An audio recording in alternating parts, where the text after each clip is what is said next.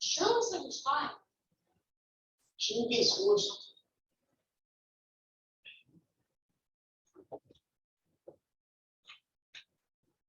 Okay, any questions before we start?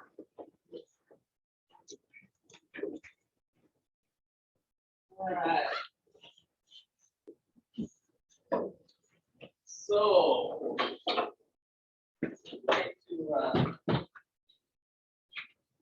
this week get involved with a little more government intervention and thinking about markets and political markets. So we got a short video we're going to watch here in a second.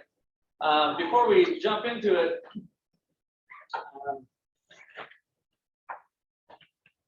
let's highlight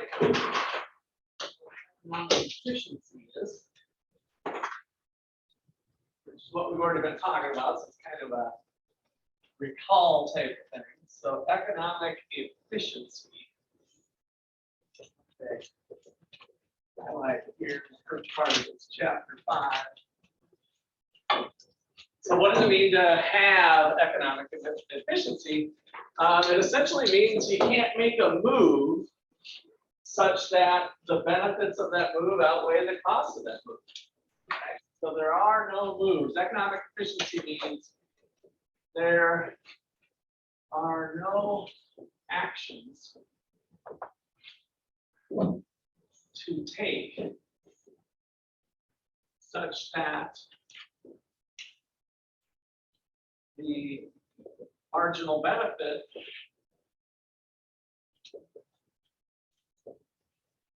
of a new action is larger than the marginal cost of an action.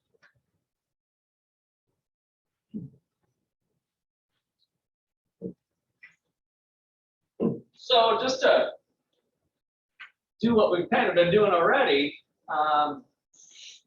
if we're measuring like supply and demand, but this time I'm going to put marginal cost and marginal benefits of a quantity. It could be a quantity of doing something, the level of an activity maybe. And so similar to what we found, if we're measuring benefits and costs in terms of dollars, I mean, really we just have a demand curve and a supply curve.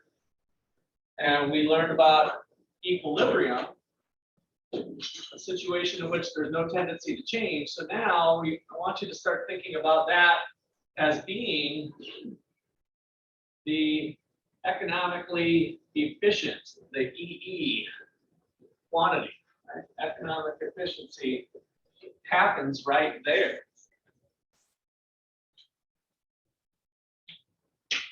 And so from our definition, if we take a step to the right and we look at, let's call it Q2 over here, that would be dumb. Why? Because the cost of doing Q2, the extra cost of taking that action, of moving that direction, is greater than the benefits of that action. So don't do it, right? This one's better. Likewise, if we were over here at, let's just call it Q3. Now Q3, the benefits of that action were greater than the cost of that action. So that was good. It was a good thing to do Q3. But you've also left some other things on the table, right? If I move this direction, the benefits of this action are also greater than the cost of that action, so I should do it. And so basically, by looking at the marginal cost and marginal benefit, we come to the conclusion that that is the best thing. We can't make ourselves better off without moving either way off of it. That's the idea of economic efficiency. A little bit more generic, but not too much more generic, thinking about the benefits of an action versus the cost, because now we're going to get into possibly some actions that the government might take. Maybe it's whether we should do a lockdown or issue some COVID vaccines or put troops in on the border of Ukraine or near Ukraine with the Russia stuff that's going on. That was breaking news last night and this morning. Was that a good deal or not to do? So we kind of use that framework to think about how are we being efficient. Okay, questions or comments there? All right, so here's a short little video clip called Lovegov. This guy's going to be a character that we'll follow a little bit on.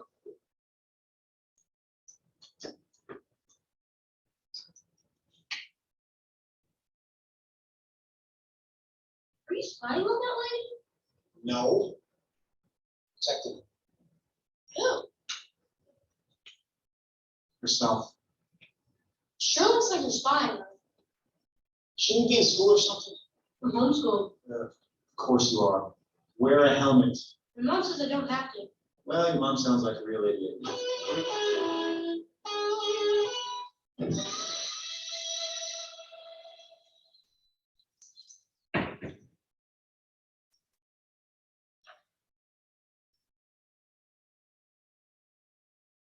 Anything I can do? Idiot. Not an idiot, Lexus. You're trusting. Just so happens you trusted someone it was idiotic to trust. He seemed like such a sweet guy at first.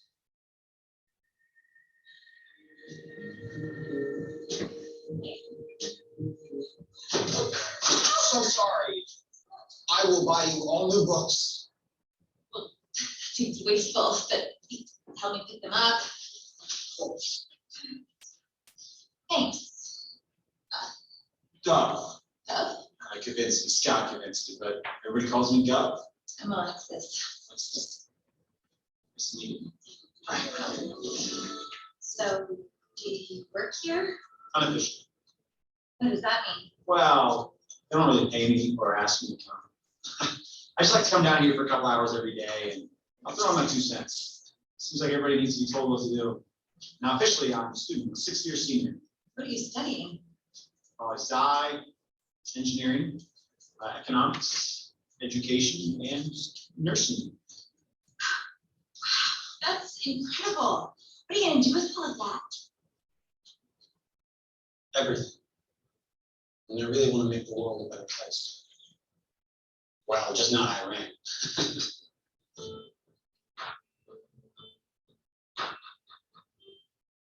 Ready, Lexi? Hey. Can I have those back? Student withdrawal form. Are you dropping out? No. I don't know. Maybe. I'm already 15 grand in debt and I still have 2 more years to go. Plus, I kind of have a business now. Alexis is an amazing artist. Last summer, I taught myself how to build a website for her. And now she's kicking butt selling her shirts and bags online. And I'm making real money, not made up internet money or something. It just seems like a better idea to focus on that rather than going deeper into debt, getting a degree that won't even help us get a job. Look, I made a chart of cost versus benefits. I like charts. Who is that? She's my friend Libby. Education is priceless. I think it's pretty crass to bring up money when we're talking about your future. I mean, you're getting a great deal here. The facilities, faculty, world-class administration. My dorm has an Olympic-sized pool.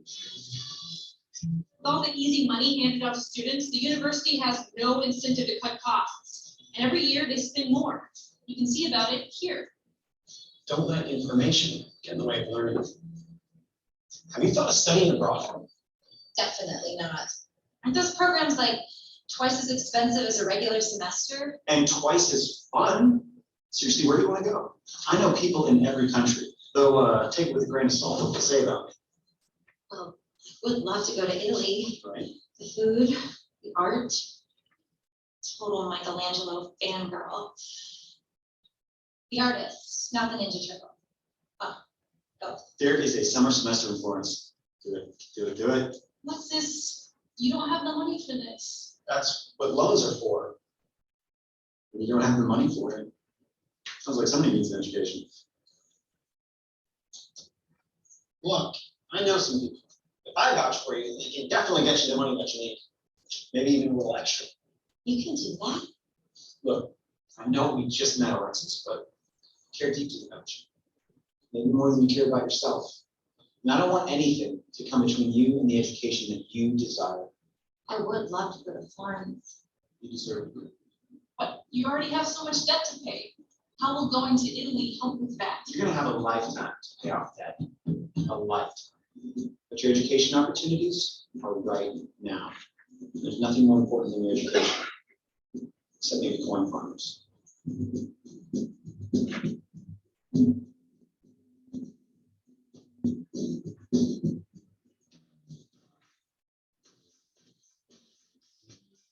All right, so that's our Lovegov series. You booked a sunny Verbowski chalet.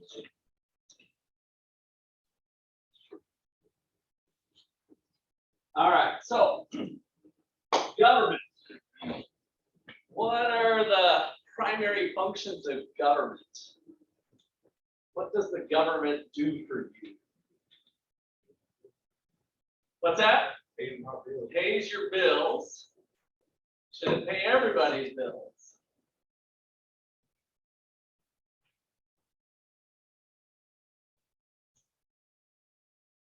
So what is a good function of the government? If I choose to take this glove and swing it such that it crushes Justice's head right there, what would be the good role for the government?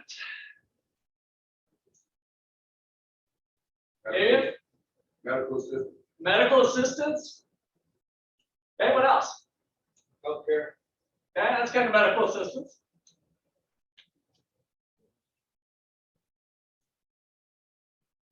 What else would be something that you guys would do? Let's pretend I really did do it. What would you guys do right now? Now, what would be the first thing you do? Like if I just maliciously, sorry if I'm making you nervous.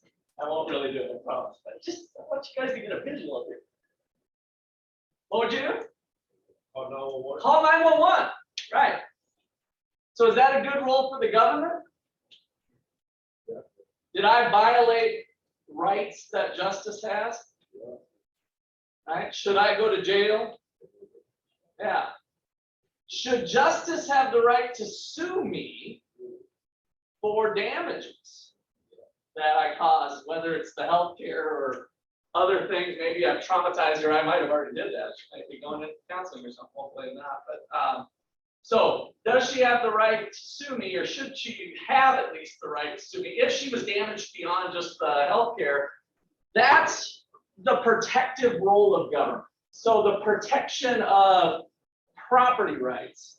Justice has a right to her property, her body, and her life, right? What is the three things? The right to life, liberty, and then what's that last one? The pursuit of happiness. Those are like the basics, right?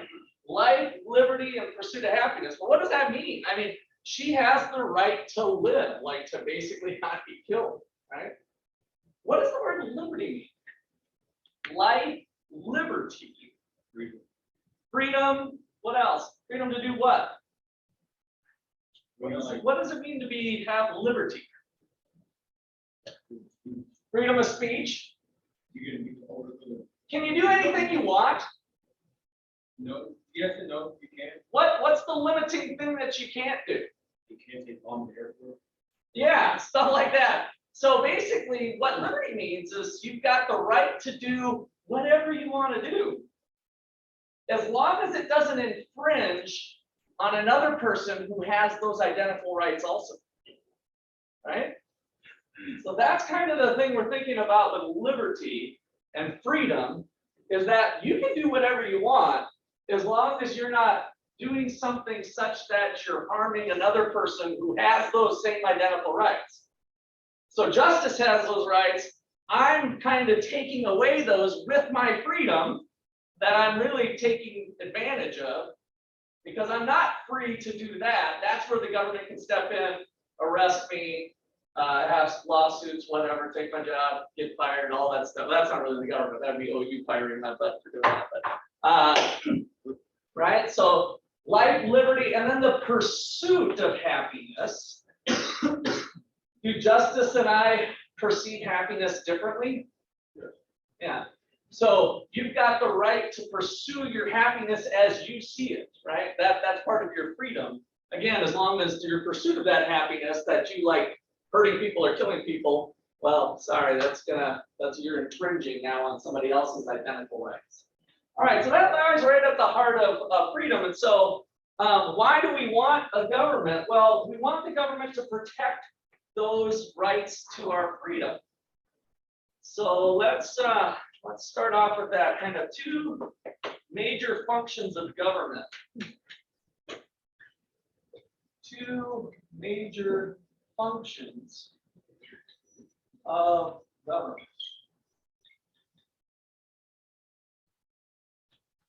Number one is the protective function.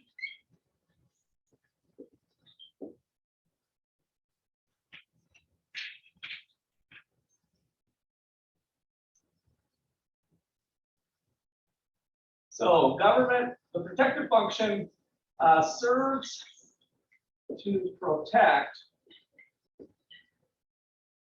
individual property rights.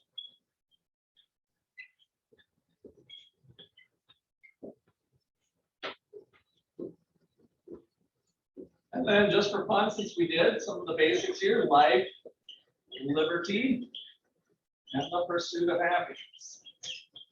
Doesn't guarantee happiness, but it allows you to pursue it as you see fit, right? So you've got the right to not be killed. You've got the right to do whatever,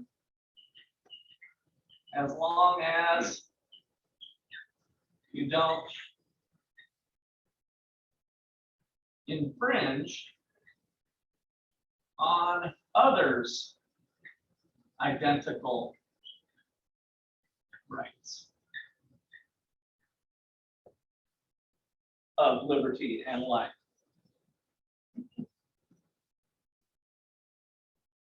And then the government's not there to pursue happiness or to give out happiness, but rather to allow the pursuit of happiness.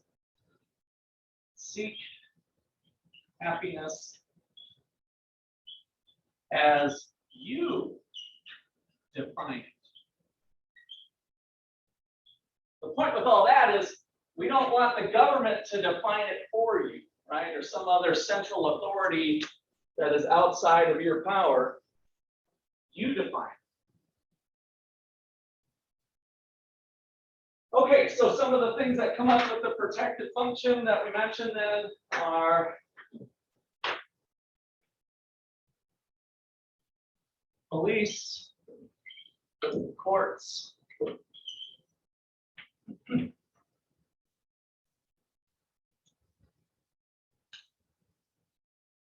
we'll get into stuff like national defense,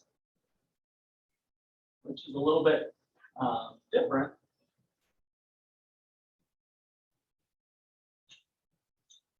But that's serving the protective function. Real important for an economy to succeed, a market system to succeed with the invisible hand. If we're going to allow individuals to make their own choices and have these freedoms, that we don't have any of them infringing on other people's freedoms. So that's the protective function. All right, any questions or comments there? All right, number two is the productive function.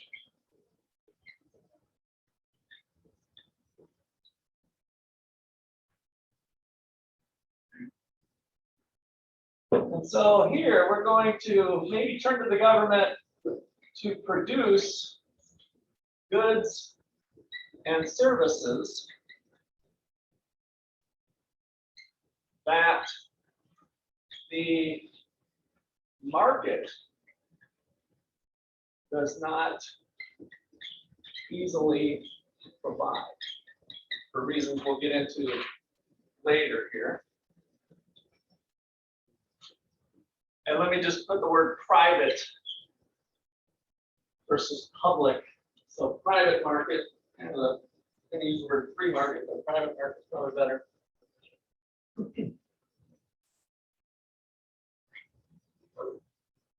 Okay, so one of those is money.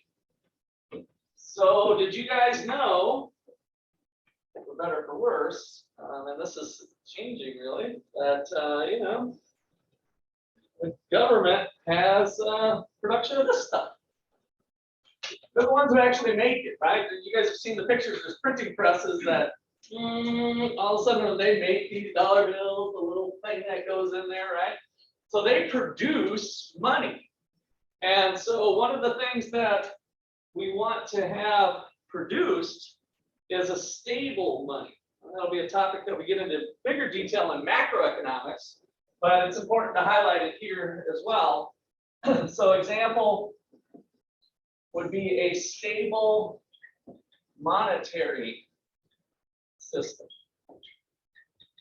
Stable monetary system.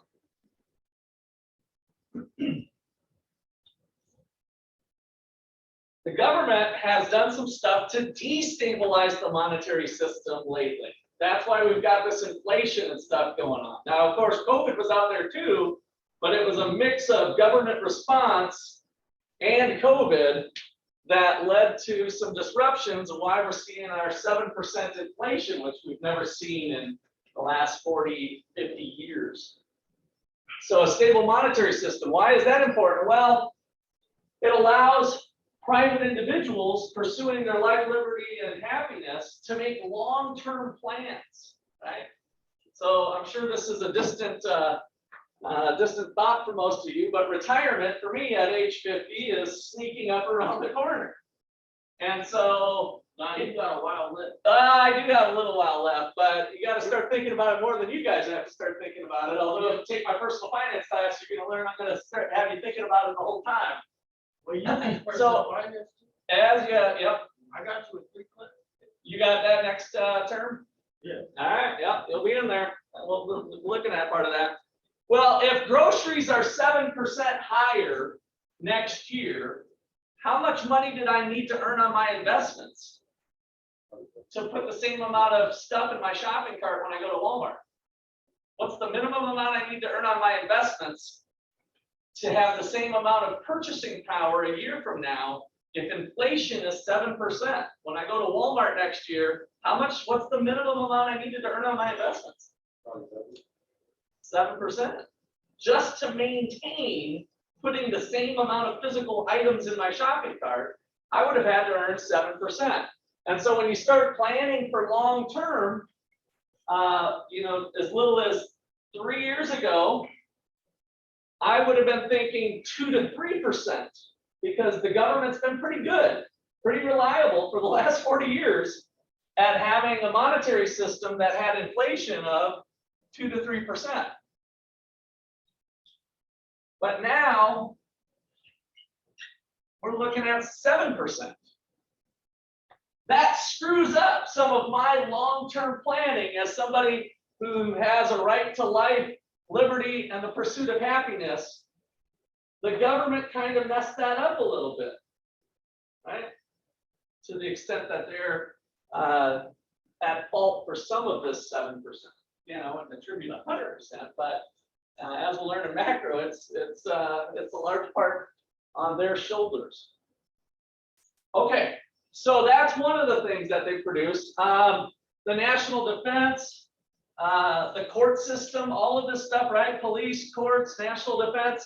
That's some of the goods and services that they're providing. So that's the goes into part of this production of actual goods, if they're actually making some of that stuff. Okay, questions or comments there? So let me put that key point on here. So key point. We want free individuals to be able to make long-term plans. So for example, we might talk about retirement planning.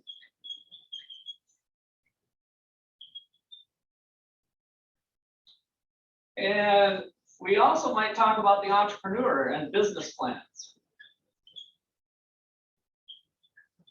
You know, should I open up a new company? I'm going to have to invest $1 million to buy the facility and the equipment and get all the business started. Well, I hope that I can make enough money over the next 10 years to pay it off. Well, this just screwed that up a little bit.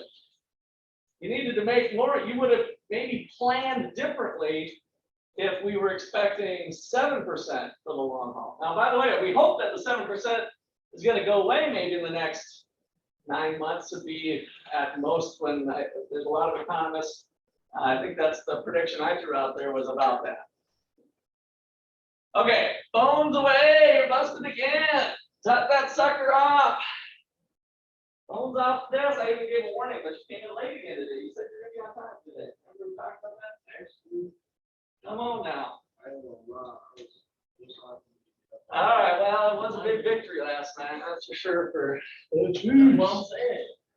All right, so that's the productive and protective function of government. All right, so why would markets not work so hot? So the next thing we're going to think about is what causes our supply demand of private people pursuing life, liberty, or having life, liberty, pursuit of happiness, and they're doing it on their own. Nobody's telling them what to do. They take on their own risk. What causes our private actions and private behaviors, private choices to not always work right? All right, so 4 reasons the invisible hand of the private markets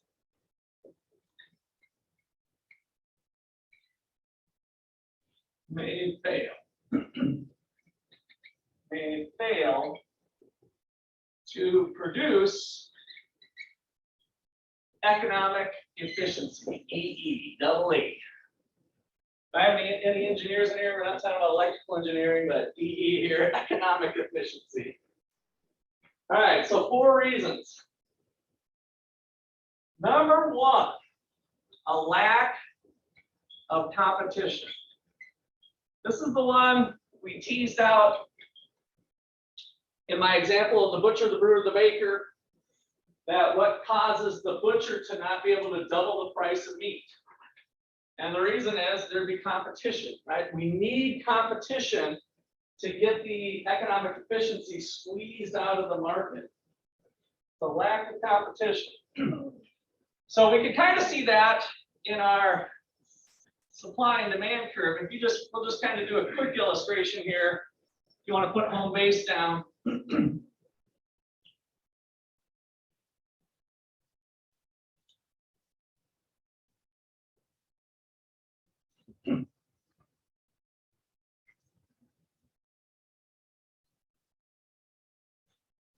So if this is the beer market and the beer market becomes less competitive because beer companies have gotten protection from government or something, if there's less competitors, remember the number of suppliers was one of the shifters of supply. And so if there's less supply because of a lack of competition, let's just put a new supply curve here with less competition, we can now analyze what's going to happen. Well, we have a supply of beer that's less and higher prices.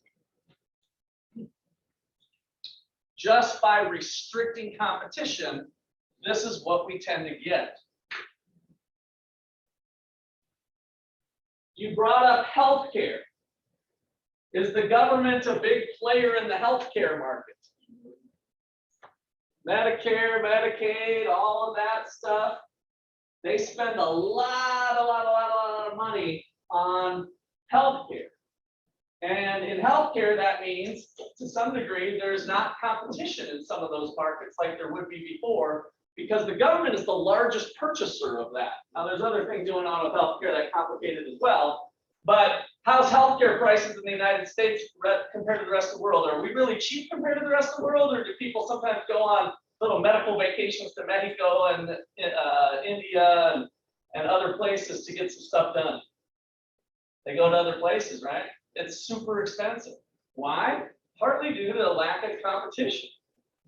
We don't have the same levels of competition there, and so we see healthcare prices higher than maybe some other places. All right, let's do. All right, so that's probably good. Let's put that example down so it's in your notes. Example, healthcare.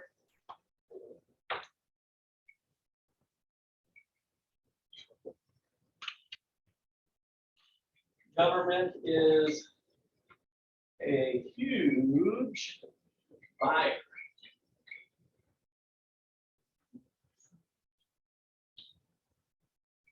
And helps to create a lack of competition.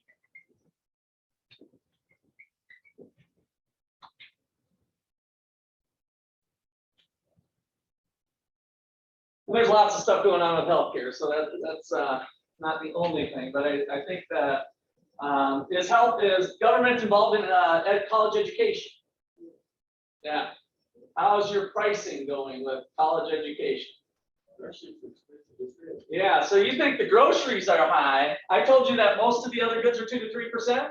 If you look at a graph of healthcare and college education tuition, it's been like this for a long time.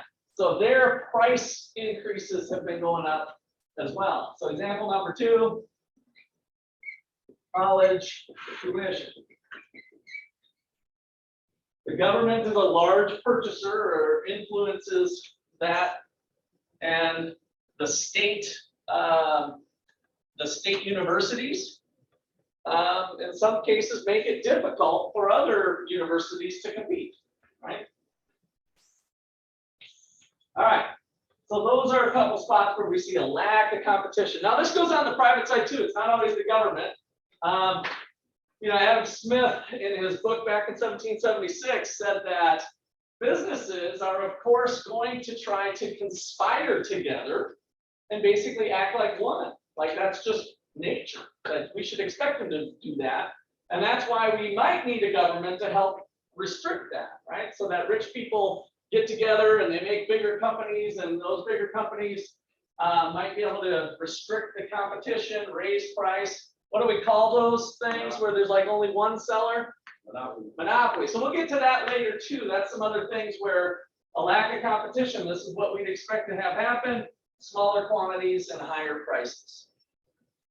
Okay, number 2. Number 2 is externalities. That's probably a word you haven't heard of before, or you might have heard it in a different way. So externalities. So externalities, let's just define that, is a negative or positive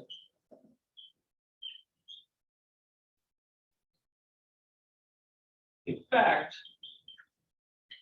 on a third party not directly related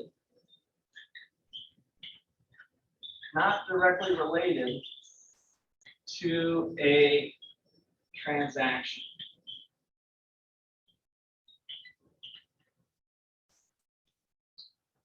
A positive or negative effect on a third party not directly related. So can anybody give me an example of a negative effect on a third party not directly related to a transaction? That's kind of a lot of abstractness that we need to try to bring in close here. Does that resonate with anybody? So a negative effect, I'm going to focus on the negative effect first, unless you have a great positive one, you're welcome to do it, but it's usually a little easier to think about a negative effect on a third party not directly related to a transaction. So when we say transaction, there's kind of a buyer and a seller that are exchanging beer, and there's some sort of third party that has a negative effect. Can you think of any examples?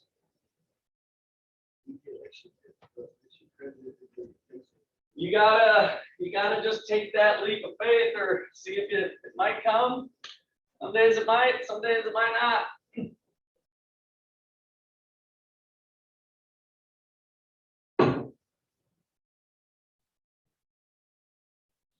What story could we weave here? Third party, not directly related to a transaction.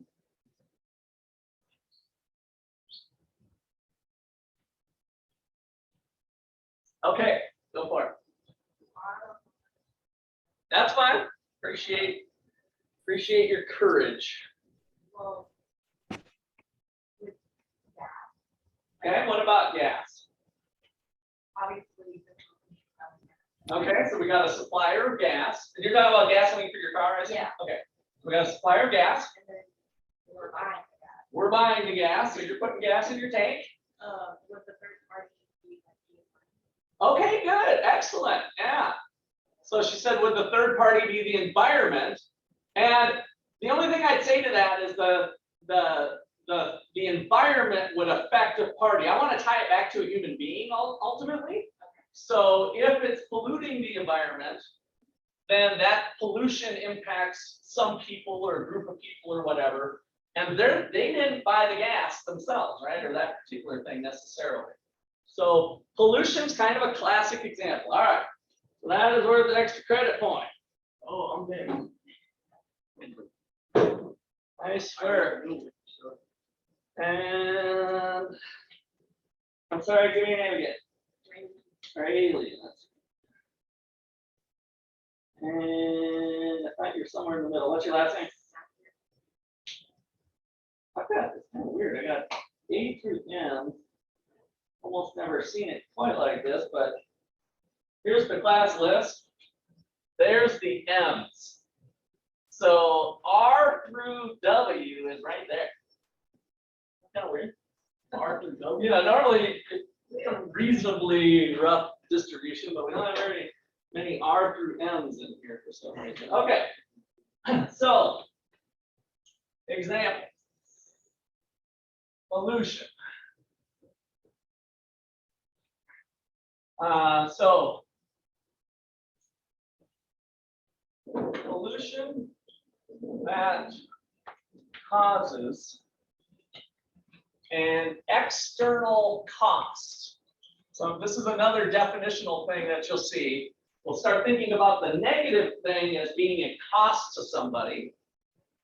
Pollution that causes an external cost on somebody that did not buy or sell the gas. Using Rayleigh's example. So if you don't drive a car or anything, most people have cars, but in New York, it's not too unusual. So let's say that we got gas, do a home base, supply, demand.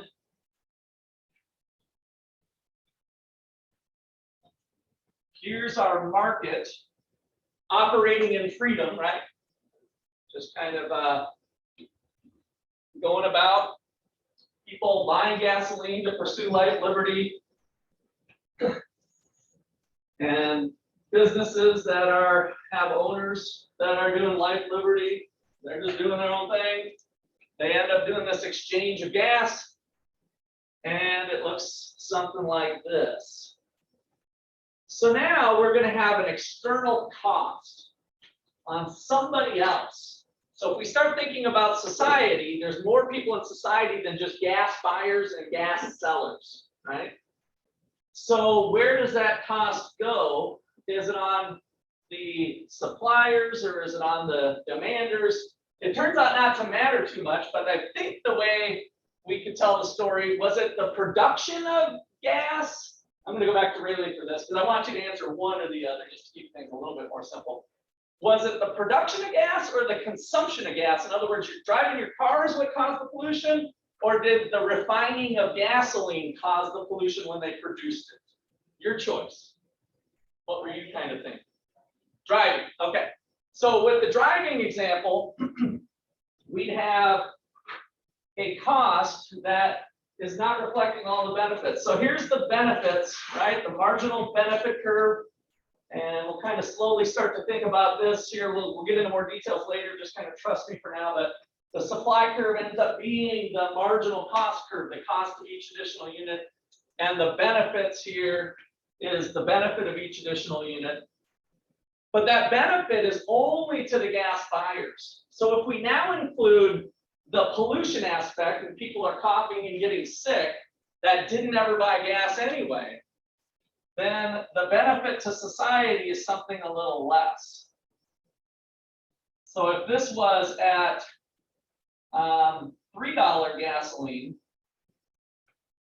the benefit was a little less if we take into account the people getting sick and everything. So maybe this was at 220. So we had 80 cents per gallon of negative effect, a cost to somebody else, right, of doing it. Well, it's not only at that level, but it's at all these levels of production. And so we can draw a new benefit curve that lies below it. So this is the marginal benefit with the external cost.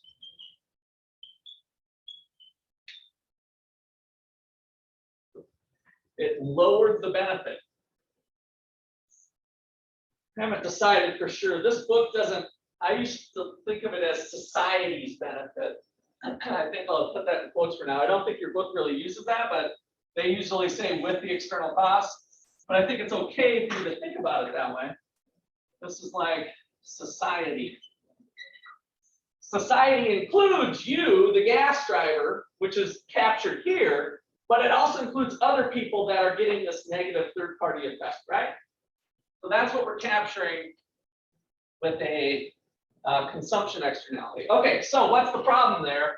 Well, we want those all the costs included. So when we go back to our definition of economic efficiency, it was saying do a move if the benefits of that move exceed the cost at least, right? And don't do any moves that are doing something different. Well, if we care about everybody in society, which is what we're trying to accomplish here, then we're doing it wrong having it here. There's too much of the good going on. We need to try to capture some of that external cost. And so this ends up being the economically efficient EE quantity. The one that reflects both the internal cost of the people who are gas buying and the external cost of other people with the pollution. That is the economically efficient price and quantity that we'd ideally like to see.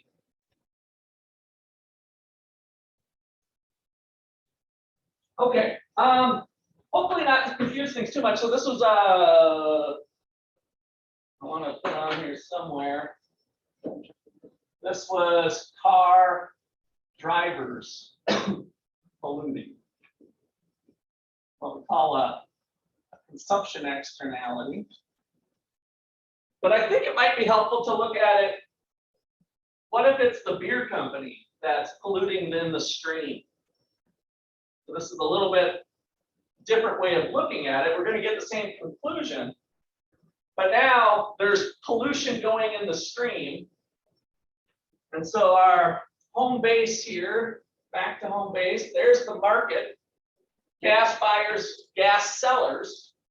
But when the sellers are making the gasoline, they're dumping into the river, right? And polluting the stream, killing the fish, moving down to the next city where babies are being born with a third eye, whatever. They're the third party that weren't directly related to the gas buying thing again that are getting affected by it. And so here, the supply curve shows the marginal cost of the gas companies, right? So that shows all the private costs. But there's an external cost of the third eye going on at this production level. So there's this extra external cost that we can think of as being kind of the vertical height here, not only for that production level, but for this production level, this production level. And so now we can think about the marginal cost with the external cost. So this would be the one for society with external cost included. What does that do for us? Well, that means that the economically efficient quantity is not being realized through the pursuit of these people's best interests. We're missing out on some other people that are getting harmed by it. There's a cost that's not being taken into account. And so the efficient price would be up here.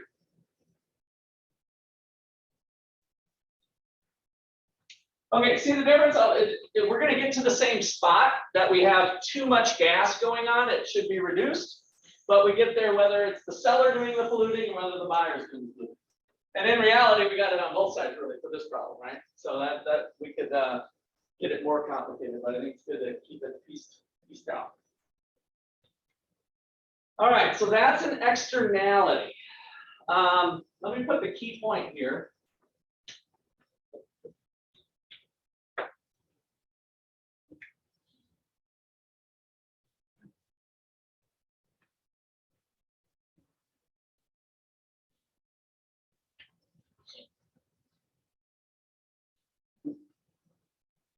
All right, key point. With external costs, the private market is producing too much because the buyer and seller in that market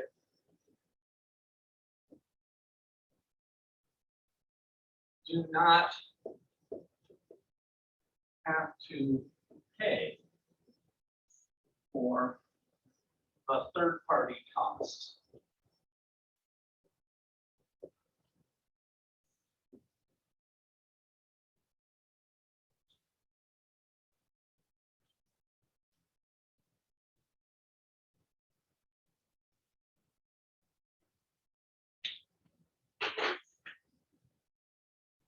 With an external benefit that I'm going to show next, but I think I'll put it in writing here first. With an external benefit,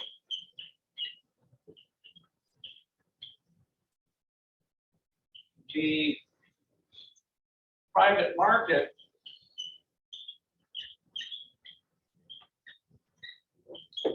does not produce enough of it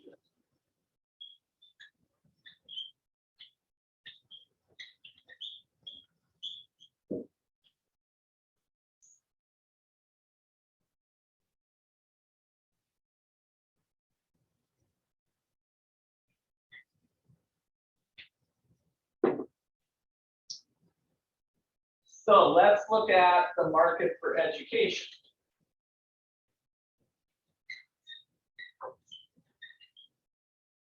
Let's draw a home base here. Demand and supply, there's a price for education, this would be tuition, there's some sort of quantity. There's home base.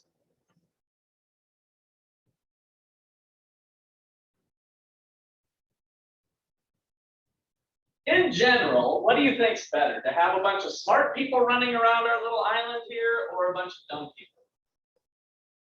There's our island we live on. That's supposed to be the United States of America. There's Texas, Florida, California, Kansas right in the middle. Is it better to have a bunch of smart people running around the island or dumb people? What does education do for us? What are some of the benefits? You guys know that you're privately, hopefully, going to expect a better paying job, right? That's why you're in your seats. But what could be some external benefits that in general we all enjoy on the island? Yeah. What's that? Connections like what? What do you mean? I mean, like, I'm talking about like, like what are the benefits of education? Yeah. The benefits of getting that education also. Okay, so you're talking about your connections with other people. So that's still a private benefit to you, right?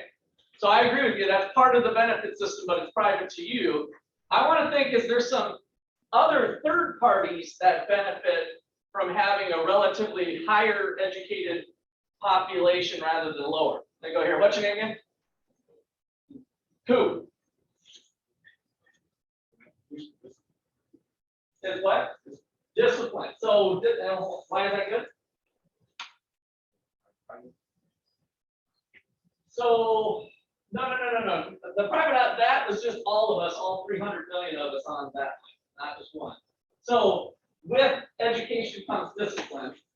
Are you saying discipline for you or discipline for other people? Like, what are you? Yeah. Okay. And so, are you thinking with the discipline comes people that might understand things better and follow the logic that it's better to follow the law? Like, even though sometimes it sucks because I want to drive faster than what the speed limit is, I can get it that it's probably better for all of us to follow that speed limit. Is it that kind of discipline? Maybe. Something like that. Okay. Who tends to steal stuff? Smart people or dumb people on average? Both. They both do, but on average, which one probably The smart people still the most, I ain't gonna lie.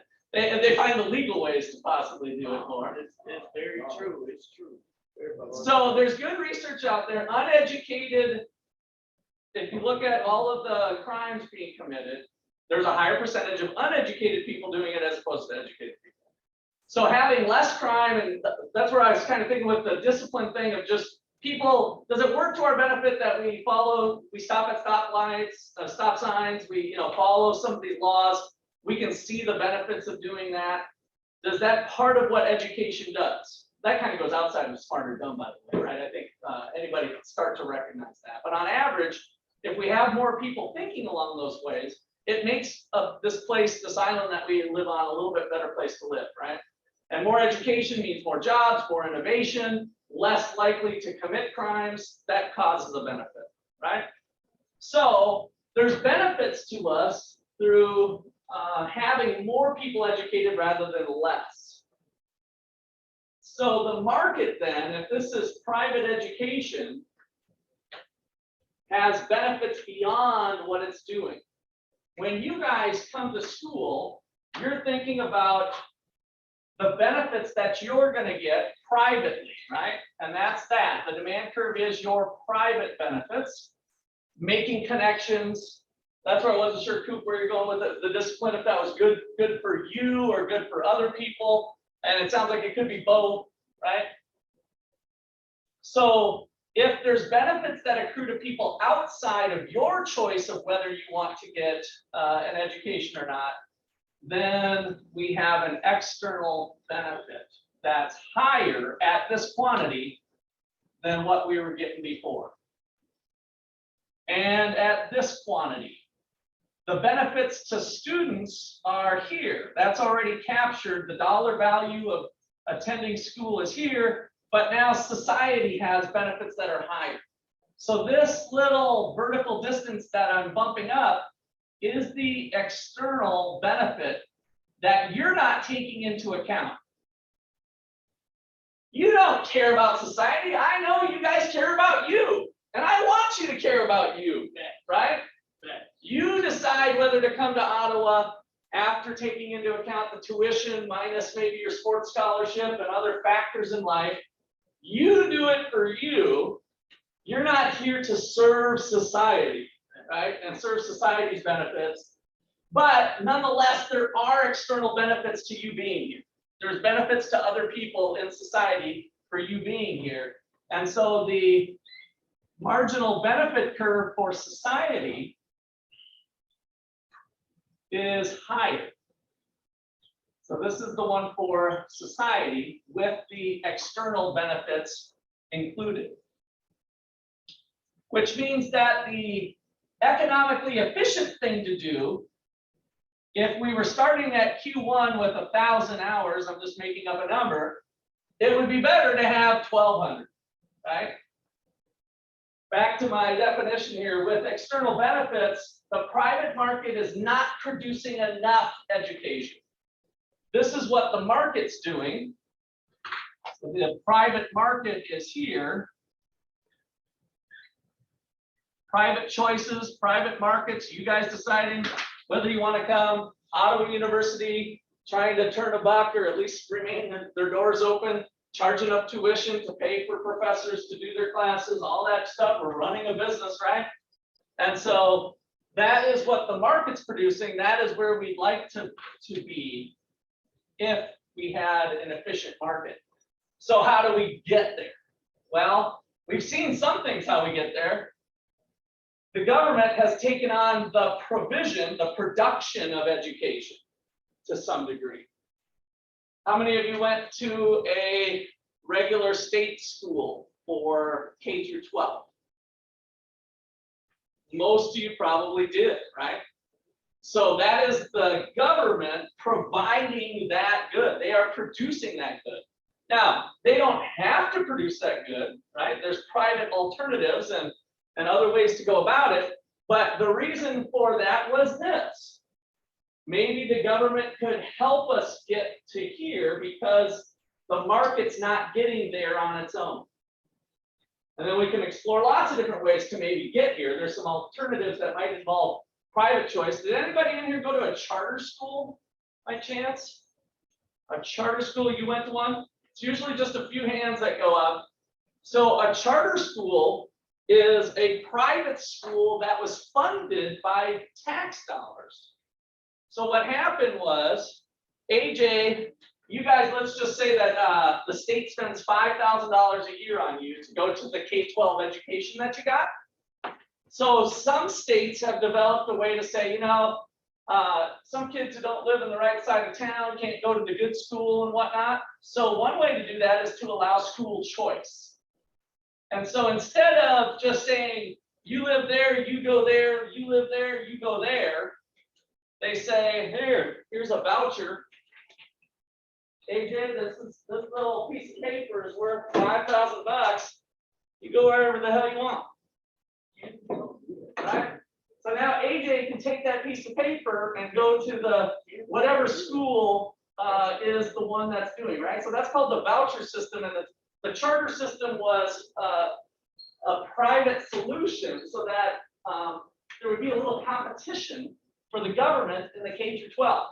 Because how many of you came from a stellar, no problems, K through 12, your experience in K through 12 education was spectacular. The government just gave you the best deal you could ever imagine. The school lunches were awesome, right? Every teacher we had was awesome. Well, sometimes a lack of competition will do that, right? So that kind of ties back a little bit into number one, while we're trying to address number two, is that by the government getting involved, maybe it causes a lack of competition and then leads to other problems down the road. They don't do that in Kansas. They don't, yeah, they're working on some stuff. Missouri has it. There's about, I don't remember how many schools in total, but Tax dollars Florida, go Texas. To the private and the public schools. So, and then that's what they use to pay for teachers. yeah, I mean, they get allocated money. I mean, that's just the regular model. Private schools in general were just literally private schools. So if AJ went to a private school, not a charter school, he doesn't have this voucher.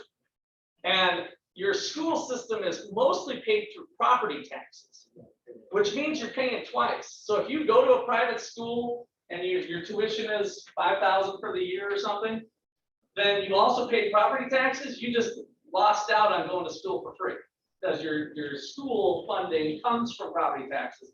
So the voucher thing gives a mechanism to where you can choose to go wherever you want to go, which one of these things could be a private alternative. Or it could be another, by the way, state-run K through 12. So it kind of creates competition among the schools rather than saying, you get X amount of kids, you get X amount of kids, here's X amount of dollars, go to it, teach these kids.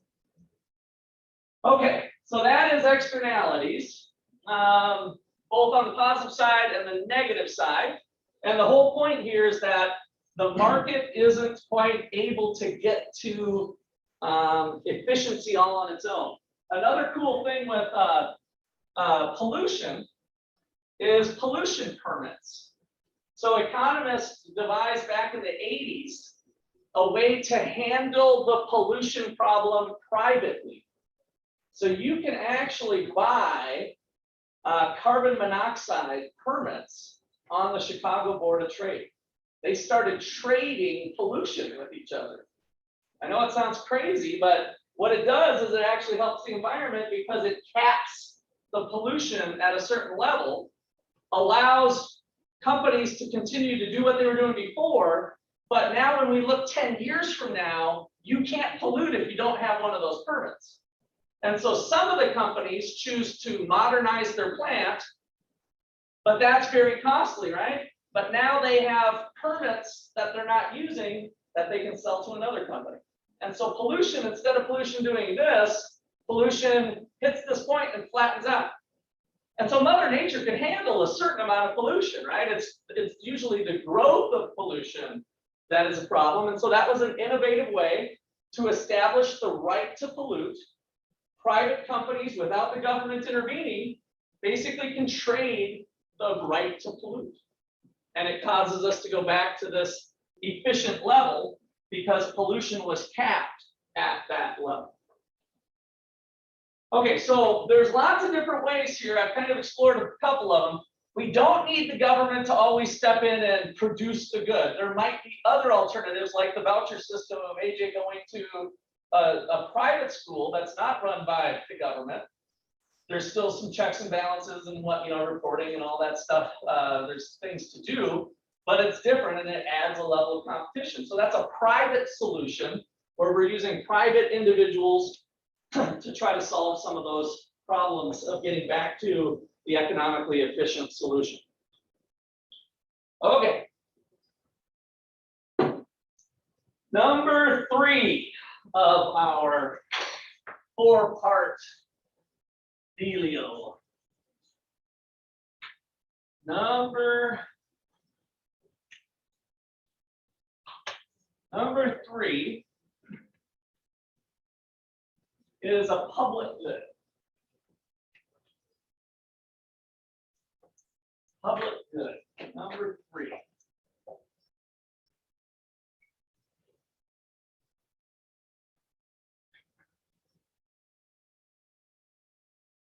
So a public good is kind of a special good that has 2 defining characteristics. So that's kind of the easiest way to define this. So a public good is a good or a service or combination that has two characteristics. Number one, it is non-rival. What it means to be non-rival is that more than one person can enjoy it at the same time. So more than one person can enjoy the good or service. More than one person can enjoy the good or service at one time without detracting from each other's enjoyment.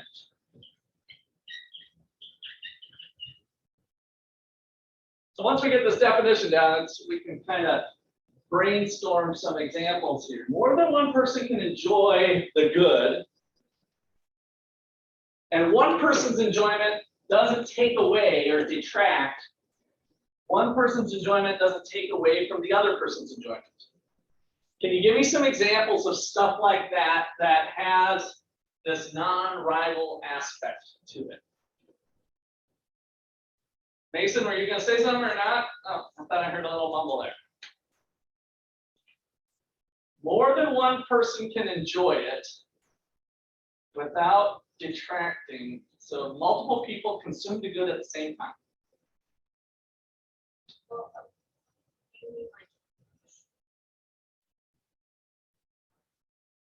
Let me do it. Is there extra credit? I want to do it. I want to Go do it. ahead. You raise your hand and I call on you. That's what it's all about. Oh, yeah. So give me your name again. I did kind of forget. Give me your name again. Oh, Deontay. Deontay. Yeah. What's up? All right. So you have a good something that I would say, like, in order, I'm gonna put it in football terms. All right. Football would be a great example if you can pull it off, Exactly. So but you're not inspiring confidence here. But go ahead. all right, let's say I'm a Cowboys fan, right?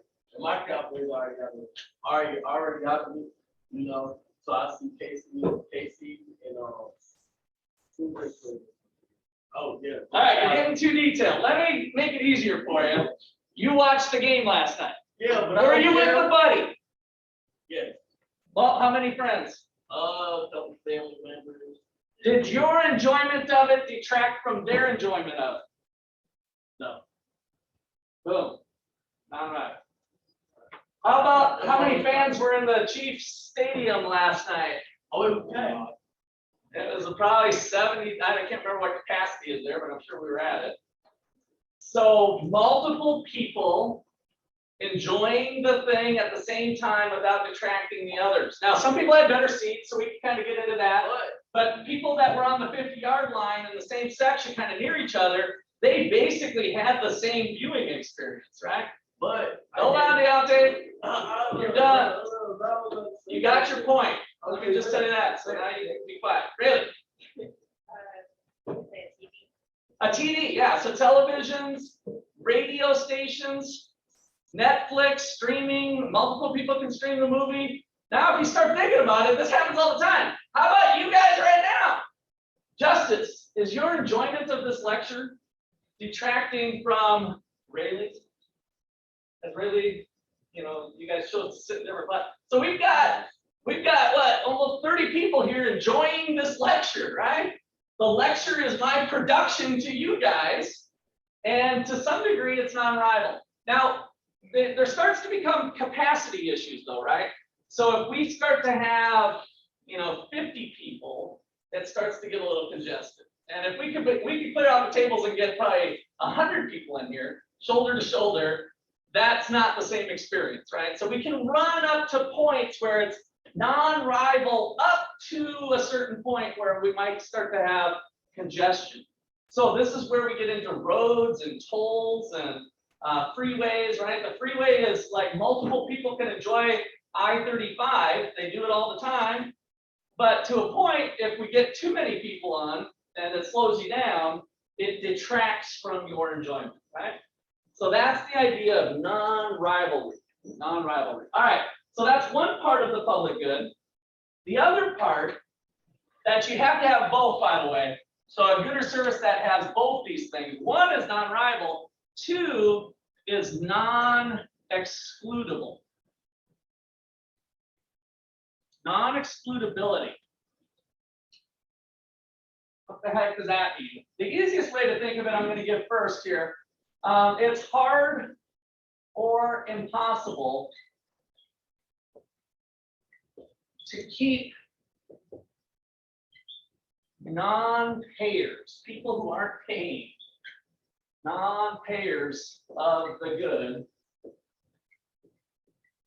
from enjoying it.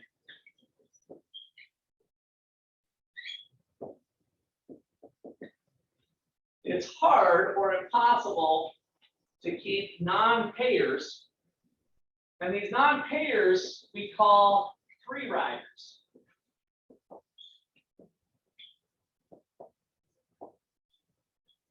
The free riders are the non-payers. They don't have to pay, they still get to enjoy the good. This ends up being the characteristic that causes problems for markets. So, how does OU keep free riders from coming in and enjoying this lecture of Matthias? Tuition? Yeah. Not giving full scholarships, possibly. I mean, if somebody just walked in off the street and there's all of a sudden some guy in here, would I just let him stay? I probably would if you wasn't being too obnoxious. But would I let 10 guys stay? Or 12? Right? At some point I'd say, security, oh, you security, the guy's here again, right? And so we have ways to exclude people who aren't paying for OU education. We can call the police if we needed to, or if we can't handle it privately on our own. So that is the idea of non-excludability. So how does the movie theater do it? You gotta buy a ticket. How many of you have snuck into a movie theater before? I think everybody has to some degree, right? So they put up, ways to try to get your money. McDonald's, they are able to exclude non-payers of cheeseburgers, right? The cheeseburger is behind the counter. There's this big counter. You fork over $4.99. We give you the Big Mac, right? So those are private goods. Those are excludable. How about a lighthouse? So I already took away my picture of the United States. Ooh, there's even a better one. So we got a lighthouse right on the edge of Maine up here somewhere. Is that excludable or non-excludable? What's the purpose of a lighthouse? Not everybody thinks about lighthouses every day, especially in the middle of Kansas, but why do lighthouses exist? To guide boats, right? To tell you where the shore is, right? So is the lighthouse company, are they able to exclude boaters who don't pay from identifying where the shore is?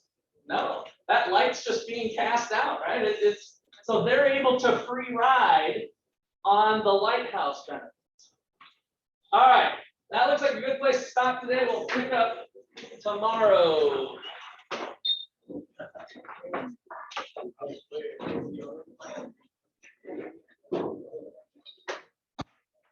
All right, Coop, what's your last name? Are you still there? Hold on now. Oh, that's right. Coop is your last name.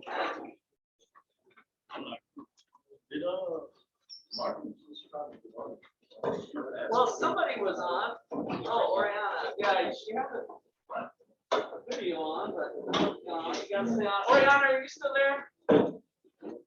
Yep. Okay, you need to have your video on when you join by Zoom. I know this is your first time joining. Okay. So hang on a sec. I'll want to ask you a few questions. Deontay, what's your last name?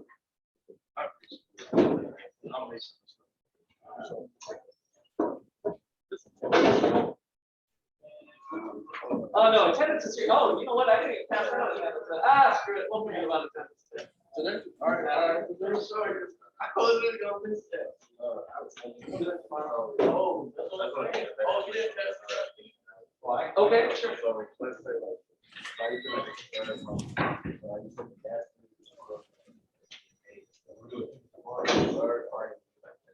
Yes.